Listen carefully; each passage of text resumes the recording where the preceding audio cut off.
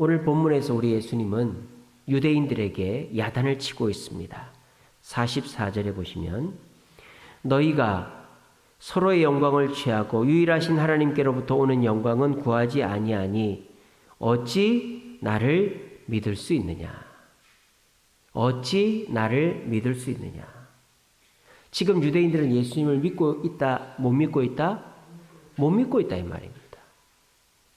어찌서 너희들이 나를 믿겠느냐? 이렇게 말씀하시는 거죠. 만약에 여러분들 앞에 예수님이 나타나시면 여러분들은 예수님을 믿겠습니까? 우리는 보지도 않고 믿잖아요. 예수님을 만난 적도 없어요. 음성을 들은 적도 없어요. 근데 저와 여러분들은 성경 말씀으로 통하여 믿고 예수님을 믿고 있습니다. 근데 정작 이 유대인들은 예수님이 눈앞에 나타났는데도 불구하고 믿지 않고 있다 이 말입니다. 그 이유가 뭐냐? 44절 앞에 나오죠. 뭐라고 되어 있습니까? 너희가 서로의 영광을 취하고, 이 유대인들은 예수님의 영광을 받아들이는 게 아니라 서로의 영광을, 너 참 영광스럽다, 너 참 대단하다, 너 참 훌륭하다, 서로의 영광을 칭찬하고 있는 거예요. 그리고 뭐라고 합니까? 유일하신 하나님께로부터 오는 영광은 구하지 않는다. 유일하신 하나님께로부터 오는 영광이 뭡니까? 바로 예수님이죠. 하나님이 보내신 영광, 예수님은 구하지 않는다, 믿지 않는다. 그러므로 너희가 나를 믿을 수가 없는 거다라고 말하는 것입니다.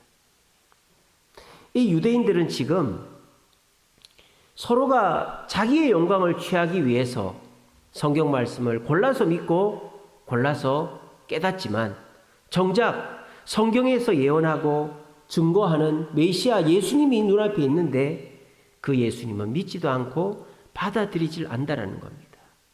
그런데 여러분, 오늘 예수님이 유대인들과 이 논쟁을 벌이시기 직전에 어떤 일이 있었는지 아세요? 요한복음 5장 1절부터 어떤 사건이 나옵니까? 한번 보세요. 요한복음 1장에 어떤 사건이 나오죠? 요한복음 5장 2절을 한번 보세요. 요한복음 5장 2절에 뭐라고 되어 있습니까? 예루살렘에 있는 양문 곁에 히브리 말로 뭐가 있다? 베데스다가 있다. 베데스다 연못에 38년 된 병자를 고치시는 기적이 오늘 이 유대인들과의 논쟁 직전에 있었다 이 말이에요. 38년 된 병자입니다. 베데스다 연못은 천사가 내려올 때마다 연못에 물이 흔들리는데 그때 제일 먼저 들어가면 병이 낫는다라는 전설이 있는 곳이죠. 그래서 사람들이 모여 있었지만 그 누구도 병 나은 적이 없었어요. 전설로만 내려왔죠. 그런데 그 우물에 38년 된 병자가 병이 나았다 이 말이에요. 그럼 이건 무슨 말입니까? 38년 동안은 병 나은 적이 없었다는 얘기죠. 아니면은 그 전에 병이 나았더라도 이 사람이 제일 먼저 못 들어갔을 수도 있겠지만, 근데 제가 볼 때는 38년 동안 여기서 기적은 없었다고 저는 보입니다. 그런데 이 베데스다 연못에서 병자가 38년 동안이나 고침받지 못한 병자가 나은 기적이 벌어졌으니까 이거는 탑 뉴스죠. 이거는 있을 수 없는 일입니다. 그러면 이 일이 도대체 누가 한 일이냐 하는 것이 밝혀지면 이 38년 된 병자를 고친 분을 믿겠어요, 안 믿겠어요? 아니, 이 비슷한 일만 해도 믿을 판국인데 38년 된 병자를 고쳤다라는 이 놀라운 기적이 일어났는데 어떻게 이분을 안 믿을 수가 있겠어요? 근데 지금 유대인들은 믿고 있다, 안 믿고 있다? 안 믿고 있다. 38년 된 병자는 뭐라고 합니까? 내가 병이 나았는데 당신들도 이분의 제자가 되려고 합니까? 뭐 이런 식으로 얘기를 하는 거예요. 그러니까 이 38년 된 병자뿐만 아니라 거기 있는 많은 사람들은 예수님을 믿고 싶은 거죠. 아니, 믿는 거죠. 왜? 성경에서 이사야가 예언한 죽은 자가 살아나고 병든 자가 고침을 받고 또 고아와 과부가 은혜를 입는 그런 놀라운 역사가 일어나고 있는 거 아닙니까? 독사굴에 어린이가 손잡고 장난쳐도 물지 않는 그 나라가 지금 온 거 아니에요? 그런데 유대인들은 이 베데스다 38년 된 병자가 나은 것을 보고도 어떻게 합니까? 5장 11절에 보니까 이렇게 되어 있습니다. 대답하되 나를 낫게 한 그 자가 자리를 들고 걸어가라고 했습니다. 그랬어요. 그랬더니 그거를 가지고 시비를 거는 거예요. 자리를 들고 걸어간 거. 왜? 이날이 어떤 날이었기 때문에? 안식일이었기 때문에. 안식일에는 일을 하면 안 돼요. 이 일에는 모두 들어가느냐? 몇 걸음 이상 가면 안 돼요. 특별히 물건을 들고 가는 건 더더욱이 안 되는 거예요. 아니 38년 된 병자가 나았는데 그 들 것을 들고 걸어갔다고 이 기적을 폄하하는 것이죠. 유대인들이 지금 그렇게 하고 있는 거예요. 그리고 16절에도 보면 이렇게 되어 있습니다. 그러므로 안식일에 이런 일을 행한다 하여 유대인들이 예수님을 뭐한다? 박해했다라고 했어요. 사람이 살아났는데, 사람이 고침을 받았는데 그 고쳐준 사람한테 고맙다고는 못할 망정 우리 속담에 개나리 보침 내놓으라고 한다. 그것과 똑같은 거 아닙니까? 예수님께서 기적을 베풀었지만 유대인들은 예수님을 믿지 않는 것입니다. 왜 믿지 않을까요? 이 38년 된 병자의 고침이 거짓이기 때문일까요? 반만 나았기 때문일까요? 그렇지 않습니다. 유대인들도 38년 된 병자가 나은 것은 분명한 사실이고 놀라운 일이다라는 것에 누구도 부인하지 않습니다. 토를 달지 않습니다. 그런데 이 유대인들은 왜 이토록 고집스럽고 냉혹하게 예수님의 기적을 폄하하고 예수님을 핍박하기까지 할까요? 앞에서 나왔잖아요. 5장 44절에 이 유대인들은 서로의 영광에만 관심이 있고 하나님이 보내신 영광, 예수님에게는 관심이 없기 때문입니다. 다시 얘기하면 자기들의 생각이 너무 강하기 때문이에요. 내가 생각하는 모습과 방식과 어떤 그 형태로 메시아가 와야지 내 눈앞에 서 있는 저 나사렛 예수는 나의 메시아가 아니다라는 거예요. 자기 생각이 너무 강하기 때문에 메시아가 눈앞에 와 있는데도 그 메시아를 받아들이지 못하고 오히려 폄하하고 핍박하는 이 유대인들의 모습, 이것이 오늘날 많은 그리스도인들의 모습이다라는 것입니다. 저는 지난 금요일날 거룩한 감정이라는 제목으로 설교했죠. 거룩한 감정. 우리가 열정이 회복되어야 된다. 누구처럼? 엠마오로 가던 두 제자처럼 우리가 가슴이 뜨겁지 않더냐. 이 두 제자가 한 건 없어요. 그죠? 가슴이 뜨거웠던 분도 예수님이고 그 뜨거운 가슴을 나눠준 분도 예수님이고 두 제자에게 성령을 주신 분도 예수님이죠. 이 두 제자가 한 건 없어요. 한 거를 굳이 찾자면 뭡니까? 예수님과 동행했다는 것입니다. 그래서 제가 지난주 금요일날 뭐라고 그랬습니까? 우리도 주님 곁에 나와야 된다고 그랬죠. 주님께 가까이 나와야 된다. 교회 근처로 와야 되고 교회에 자주 와야 되고 교회 근처로 올수록 우리는 주님과 가까워지며 열정이 회복된다 라고 말씀드렸습니다. 그래서 우리의 가슴이 뜨거워져야 된다. 여러분 근데요, 가슴만 뜨거워 가지고는 일이 안 됩니다. 뜨거운 가슴에 차가운 머리가 깨어나야 됩니다. 머리가 차가워야죠. 하지만 이 차가운 머리가 깨어나야 된다는 거예요. 뭐로부터? 내 고집으로부터, 내 생각으로부터, 내 욕심으로부터 깨어나야 된다는 거예요. 근데 가슴은 뜨거운데 내 생각과 고집과 욕심으로 뜨거운 가슴을 움직이면 오늘 예수님이 얘기한 것처럼 내 영광을 위해서 내 가슴을 움직이는 거나 똑같다 이 말이에요. 오늘날 그런 그리스도인들이 많습니다. 교회 가서 뜨겁게 찬양하고 성령 받고 가슴이 뜨거워지고 열정이 뜨거워지는데 그 열정으로 내 영광을, 내 욕심을 채우려고 하는 그리스도인들이 있기에 그 그리스도인들의 끝은 좋지 않은 것입니다. 우리의 가슴에 열정이, 우리의 가슴에 주를 향한 열망이 일어났다면 두 번째 단계로 우리의 정신이 깨어나야 되는 거예요. 그래서 우리가 예수님을 주로 고백하고 그분 앞에 순종하는 모습이 있어야 우리의 뜨거운 가슴과 우리의 차가운 정신이 만나 주님의 놀라운 역사를 이루어내는 것입니다. 여러분들은 이 유대인들과 같이 주님을 만났음에도 불구하고 내 생각대로 주님이 해주지 않는다 하여 주님의 그 역사를 애써 외면하고 내가 원하는 것을 아직도 기다리고 있지 않습니까? 지금도 유대인들은 메시아를 기다리고 있습니다.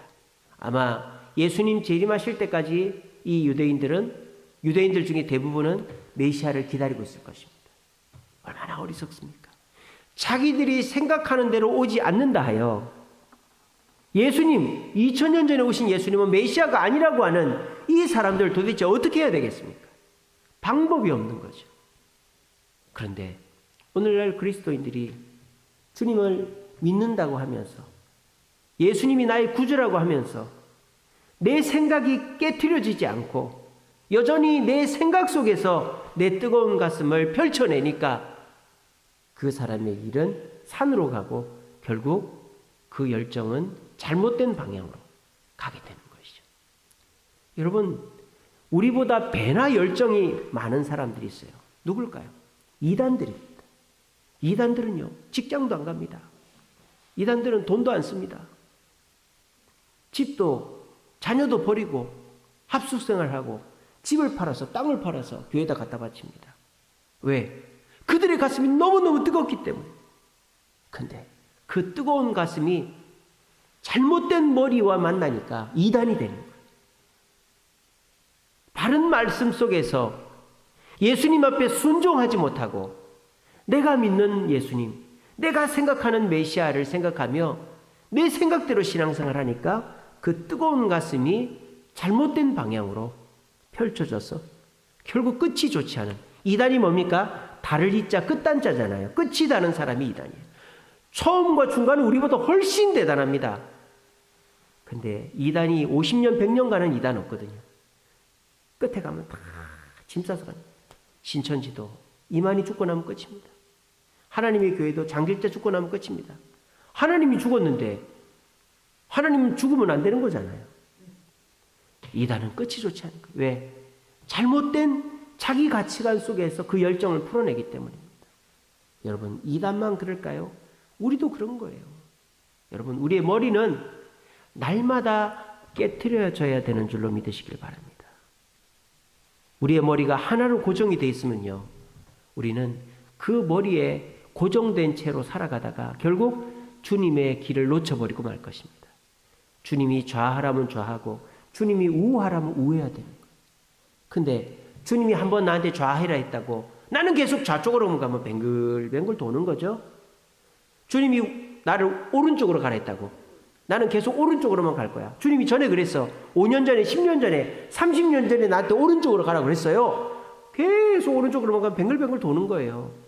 우리 주님이 오른쪽으로 가라면 오른쪽으로 가고 왼쪽으로 가라면 왼쪽으로 가고 똑바로 그러면 똑바로 가면 나중에 20년, 30년 후에는 내가 전엔 저기 있었는데 여기 있는 거예요. 근데 말씀 하나만 딱 듣고 오른쪽으로 가라. 그 말만 듣고 맨날 오른쪽으로 가는 거예요. 그러면 뱅글뱅글 그 자리만 도는 거죠. 우리의 정신이 깨어나야 되는 것입니다. 우리 정신이 어떻게 하면 깨어날 수 있을까?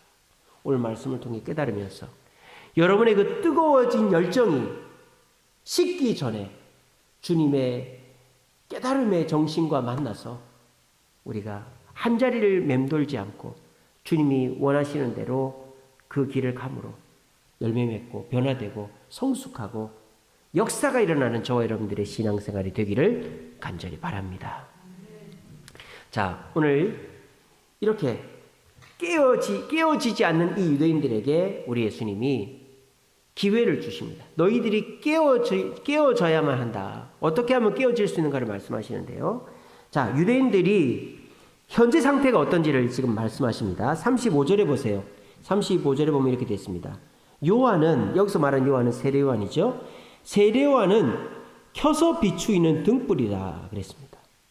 그리고 이 유대인들도 세례요한을 좋아했어요. 뒤에 뭐라고 되어 있습니까? 너희가 한때 그 빛에 즐거이 있기를 원하였다. 그러니까 유대인들이 세례요한을 좋아했다 이 말입니다. 세례요한으로 인해서 즐거워하고 만족했단 말입니다. 왜? 세례요한은 켜있는 등불이었기 때문이다. 여러분, 불은 빛만 비추는 게 아니죠. 불은 뭐도 냅니까? 빛도 내고 뭐도 내요? 열도 내는 거죠. 빛만 내는 등불은 반쪽짜리인 것이죠. 지금 우리 이렇게 LED 등이 있지만 이 LED 등은 최대한 열을 내지 않고 빛만 내게 하는 거예요. 왜? 전력 소모량을 줄이기 위해서. 근데 우리 백열등 보세요. 백열등. 옛날에 쓰던 백열등 말입니다. 필라멘트로 빛을 내는 그 백열등은 전기를 엄청 먹어요. 왜? 열을 내거든요. 그래서 어떻게 합니까? 공사판 같은 데 가면 인부들이 집에를 못 가는 사람들은 스티로폼을 이렇게 만들어서 그 안에 백열등을 하나를 한 2-3시간 켜놔요. 한겨울에도 옷 벗고 잡니다. 그만큼 더워요. 백열등이. 열을 많이 낸단 말이에요. 그러니까 이 백열등은 반영구적이지가 않죠. 끊어져요. 열을 내니까 삭아서 끊어진단 말이에요. 그러니까 불이라는 것은요, 빛만 내는 게 아니라 열도 내야 되는 거죠. 근데 세례요한은 뭐만 내는 불이다? 빛만 내는 불이다라는 거예요. 빛만 비추는 불이다 이 말이에요. 세례요한은 유대인들에게 비추는 등불이었습니다. 그래서 유대인들이 즐거워했습니다. 뭐로? 내 자신의 죄를 밝혀주니까. 유대인들은요, 자신들의 죄가 드러나는 걸 굉장히 좋아합니다. 아이고 목사님, 죄는 감추는 거 아닙니까? 죄는 드러나면 부끄러운 거 아닙니까? 근데 유대인들이 제일 잘하는 게 뭔지 아세요? 회개예요. 회개. 회개하라. 유대인들은 회개를 너무너무 좋아합니다. 저 성전에 가서 제사 드릴 때마다 회개합니다. 잘못했습니다를 너무너무 잘합니다.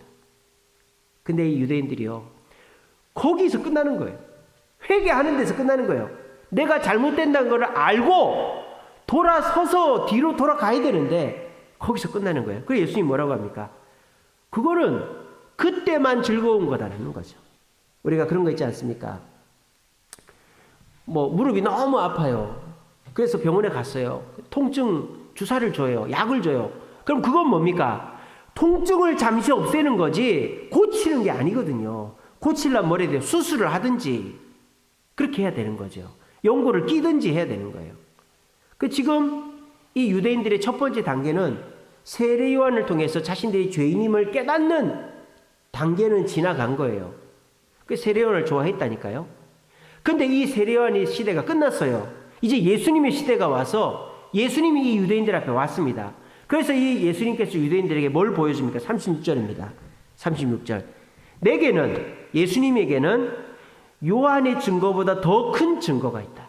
나는 너희들의 죄를 밝히는 것보다 더 큰 증거가 있다. 그게 뭐다? 능력의 증거다. 뭐라고 되어 있습니까? 아버지께서 내게 주사 이루게 하시는 역사, 곧 내가 하는 그 역사가 아버지께서 나를 보내신 것을 나를 위하여 증언하는 것이다. 이게 뭡니까? 예수님은 회개하라는 말만 하시는 분이 아니라 하나님의 놀라운 역사를 보여주는 분이죠. 병자를 고치고 귀신을 쫓아내고 죽은 자를 살리니까요. 이게 뭡니까? 불이 빛만 있는 게 아니라 뭐도 있는 거다? 열도 있는 것이죠. 그러니까 예수님은 세례 요한처럼 빛만 있는 분이 아니라 열도 있으신 분이라는 거예요. 빛과 열을 다 가지신 능력이 예수님이 지금 어디 있다? 너희들 앞에 있다라는 것입니다. 그러니까 유대인들은 지금 두 번째 단계까지 온 거예요.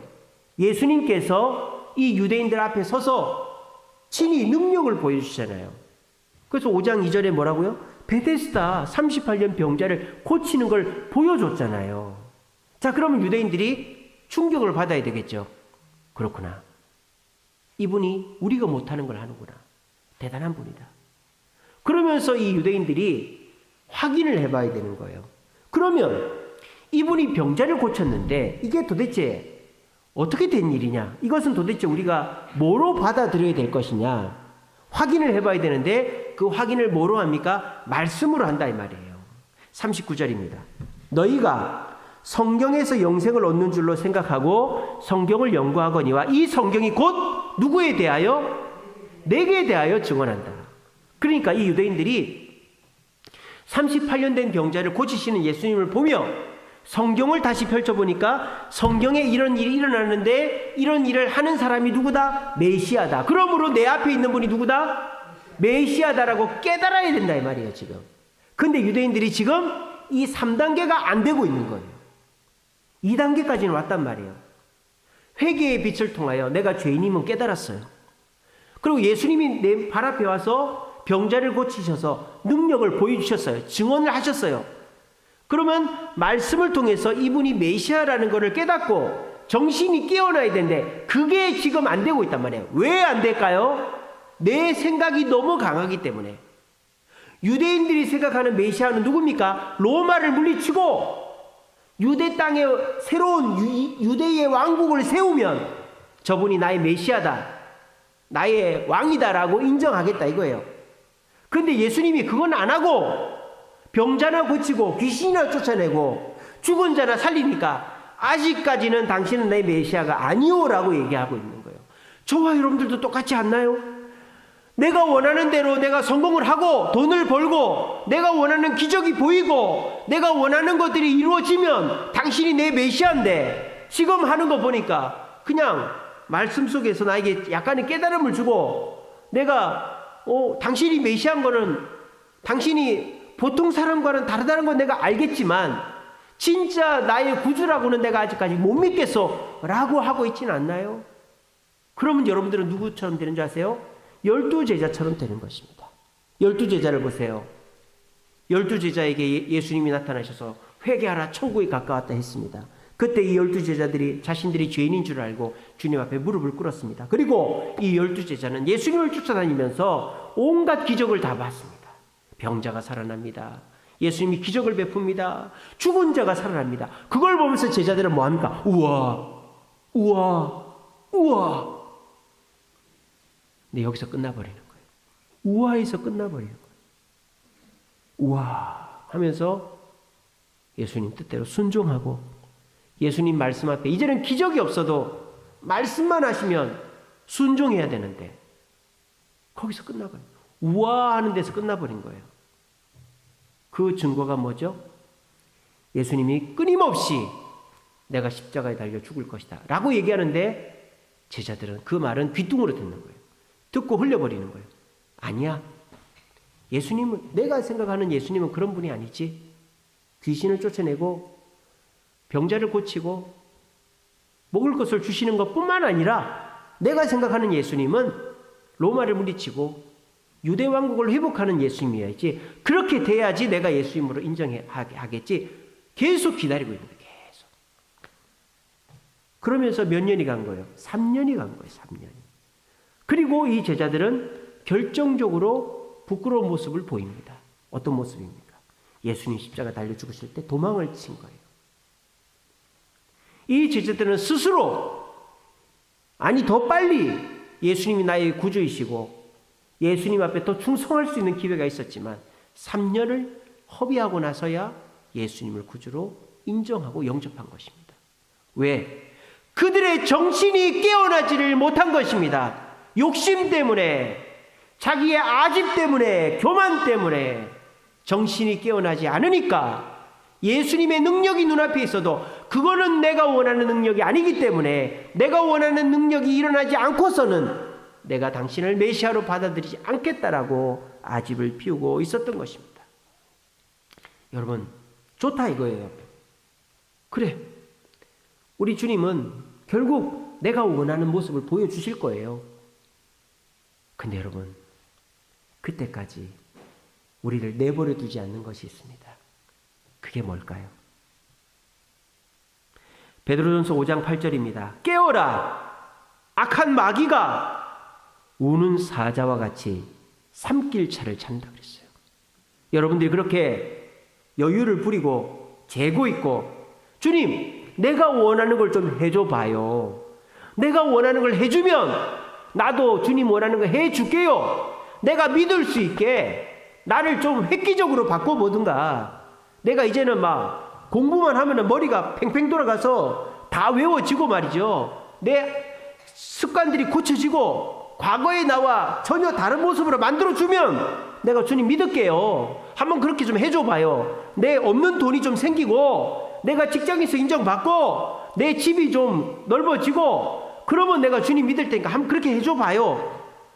여유 부릴 때가 아니라니까요. 우리 주님은 아쉬울 게 하나도 없어요. 누가 아쉬운 거예요? 내가 아쉬운 거예요. 내가 마귀한테 시달림을 당한다 이 말이에요. 마귀는 가만히 두지 않습니다. 그렇게 주님이 눈앞에 있는데도 매주일마다 교회 나와 말씀을 듣고 주님께서 시간 하루하루 내 삶 속에 역사하시는 증거들이 있음에도 불구하고 그거는 내가 원하는 것이 아니고 그것 가지고는 내 성에 안 찬다고 생각하며 계속 내가 원하는 수준에 더 많은 것들을 요구하면 마귀의 밥이 되는 것입니다. 그러면 내가 괴로운 것이죠. 교회를 나오면서도 말씀을 들으면서도 주님 앞에 봉사하고 헌금하고 섬기면서도 은혜는 없고 기쁨은 없고 마귀가 나를 괴롭히니까 내가 교회는 가야 될 것 같은데 내가 예수는 믿어야 될 것 같은데 힘이 들고 왜 이렇게 교회는 다니는데 예수를 믿으려고 하는데 이렇게 힘이 든가? 왜 힘이 들겠어요? 내가 내 눈앞에 있는 예수를 믿고 받아들이지 않기 때문이죠. 여러분 제일 어리석은 사람이 누군지 아세요? 계속 보여줘야지 하는 사람입니다. 그런 사람은요 절대로 많은 일을 못해요. 이렇게 해봐. 어떻게 해요? 이렇게 해보라고. 전에 보여줬잖아. 한 번만 더 보세요. 그럼 그 사람은요 그 수준을 못 벗어나요. 그럼 어떤 사람이 더 대단한 일을 합니까? 종이 한 장 보고 이렇게 하세요. 알았어요. 종이 한 장 보고 아니면 전화 한 통 받고 그대로 하는 사람이 더 훌륭한 일을 하는 거죠. 계속 보고 체험하고 또 반복하고 또 반복하는 사람은 그냥 그 수준에 밖에 머물 수가 없는 거예요. 근데 내가 예전에 해봤던 일이고 내가 경험한 일이기 때문에 나한테 그것을 또 다르게 설명해 주지 않아도 내가 다 알고 있기 때문에 하라고만 하면 한다. 그러면 어떻게 됩니까?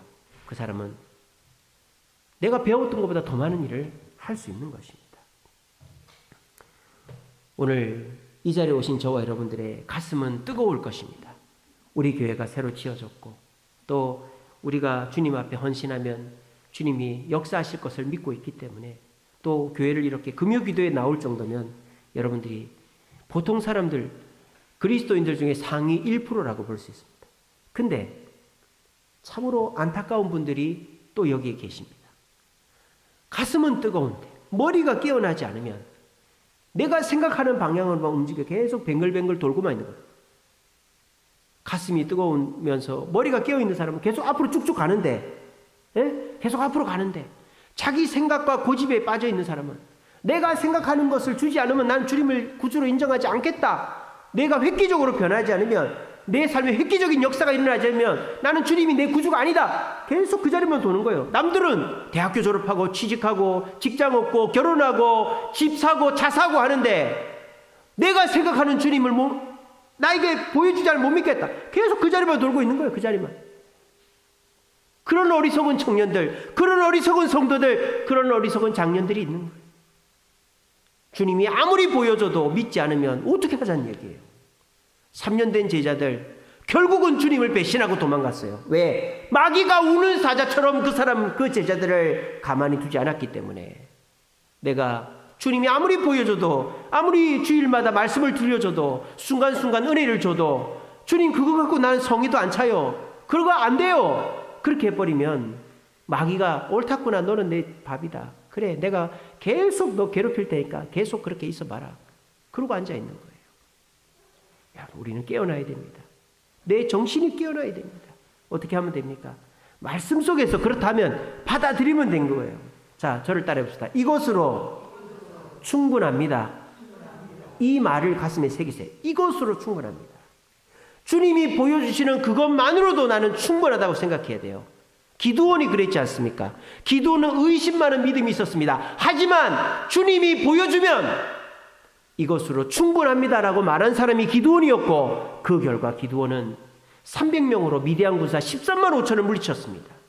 여러분 마음속에 이것으로 충분하다라고 되뇌이시기 바랍니다. 주님 하나만 보여주세요. 그리고 주님이 내가 원하는 수준은 아니지만 나한테 뭘 보여줬단 말이에요. 그러면 주님 앞에 그렇게 고백하세요. 주님 그것으로 충분합니다.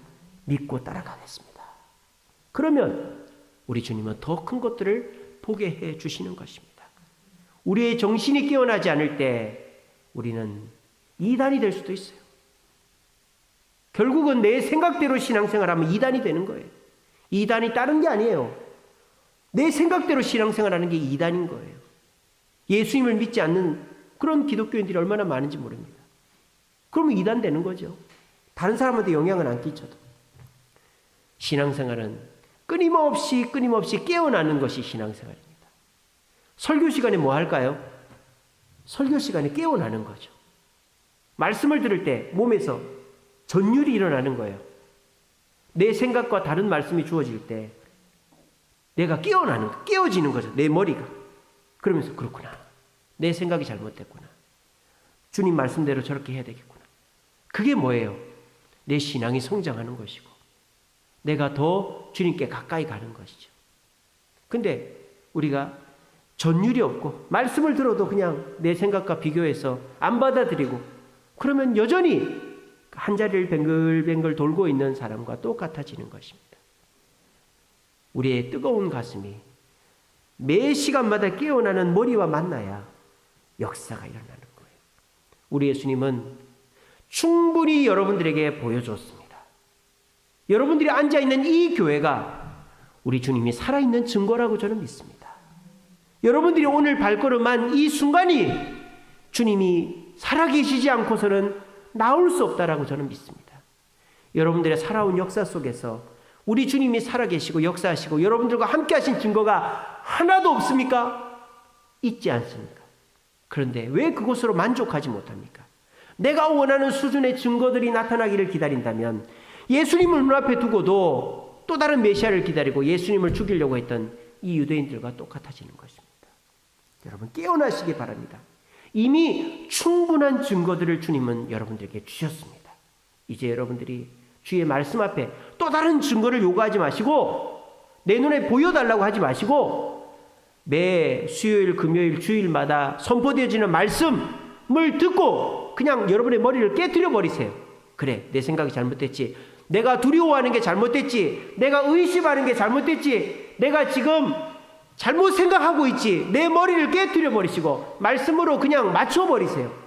그러면 기도원에게 일어났던 역사가 저와 여러분들에게 일어나고 바울에게, 베드로에게, 고넬료에게 일어났던 역사가 저와 여러분들에게도 일어나는 줄로 믿으시기를 바랍니다.